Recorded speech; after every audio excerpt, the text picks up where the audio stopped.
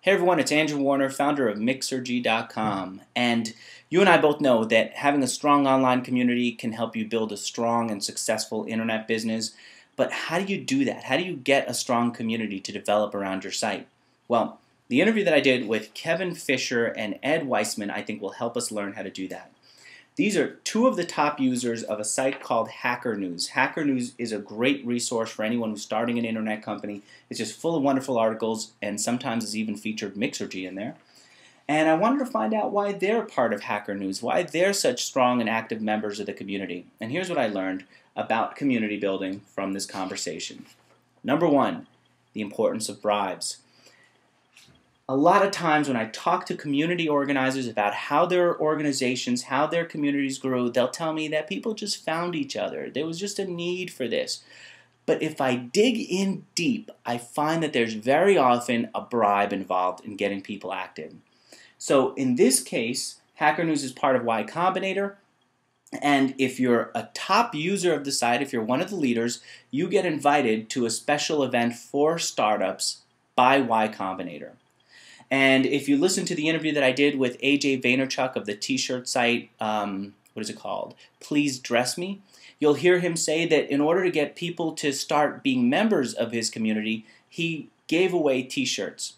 And that's what I'm seeing in my interviews. One of two ways, or one of two times that you bribe people. Either one, you give bribes to the first few users of your site to encourage early participation, or two, you give bribes to the top users of your site to encourage people to participate more and more.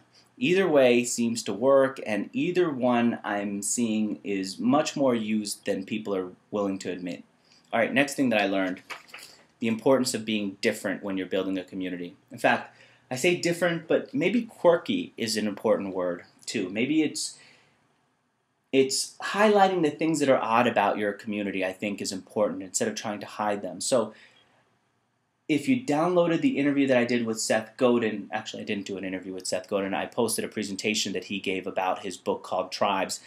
Seth Godin in that presentation says that your group needs to exclude people in order to grow. It needs to exclude people in order to be strong. And the way to exclude people is by being a little bit off, a little heretical, a little quirky. In Hacker News' case, you've got an example of an online site where users cannot post their user pictures. What other website do you know of where users can't post their pictures or avatars? What other community, anyway, do you know of where they can't do that? It feels like everywhere you go, people are posting their pictures online, but not on Hacker News. They believe the way you paint your picture is with your ideas. And in fact, you'll see that here on Mixergy, I've got their interview, I've got their words, I've got their ideas, but I don't have Ed and Kevin's pictures up. They didn't want it. It's just part of their community philosophy. Next, the importance of in-person meetings is what I learned from this conversation. Ed and Kevin see each other online often, it seems like every week. But they've also met in person, and they've met other users in person. I'm noticing that the stronger communities online encourage their users to meet up at local events that they organize themselves, or they have one big event and they encourage people from all over the world to join in. But either way, the importance of in-person meetings seems to be that it strengthens the bonds between members, and it strengthens a connection by the members for the community as a whole. All right, final note. We're all working alone. More of us are working alone, I should say, and we're looking for a place online where we can see our peers, where we can get ideas, where we can have interactions with people who are doing things that we care about and get feedback from them.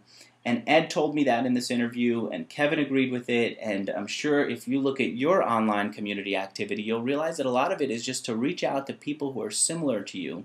And as more people will work on laptops from coffee shops and telecommute from their homes or work as one-man operations, I think the need for online communities is just going to grow. All right, there it is, just a few ideas from an interview that I hope you download. I think you'll get a lot more from listening to Ed and Kevin directly. We don't listen to top users enough, and here's an opportunity to study from them why they're top users, why they're big active community members, and how we can build a community that supports this kind of enthusiasm. Till next time, I'm Andrew Warner, and I'll see you at a Mixergy event.